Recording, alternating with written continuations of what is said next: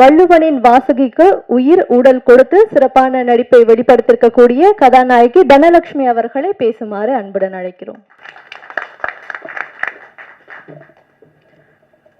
அனைவருக்கும் வணக்கம்.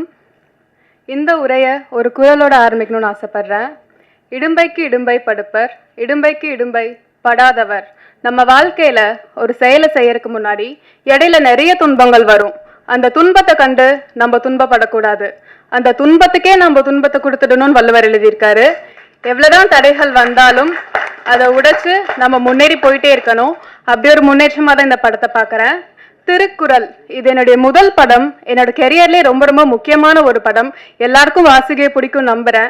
என்ன வாசுகியா தேர்ந்தெடுத்த டைரக்டர் ஏ.ஜி. பாலகிருஷ்ணன் சாருக்கு நன்றி சொல்லிக்கிறேன். நன்றி சார். திரைக்கதை எழுத்தாளர் ஜெயராஜ் சார் அவர்கள், அவர் எழுதிய எழுத்துக்கு அதில் நானும் அவர் கொடுத்துருக்கேன். நானும் ஒரு சின்ன பங்கா இருக்கேன்னு நினைக்கும் போது ரொம்ப ரொம்ப சந்தோஷமா இருக்கு. இசைஞானி இளையராஜா சார் அவர்கள், சின்ன வயசுல இருந்து அவரோட பாட்டை கேட்டு வளர்ந்தனா இன்னைக்கு அவரோட மியூசிக்ல என்னுடைய முதல் படம் ரிலீஸ் ஆகிறது. It was a dream come true moment. Thank you so much for giving me Mullai Vasam song. It is very close to my heart. Thank you so much for this wonderful opportunity. And cameraman sir பத்தி சொல்லி ஆகணும். என்ன மட்டும் இல்ல, எல்லா ஆர்டிஸ்டுமே ரொம்ப அழகா காமிச்சிருக்காரு.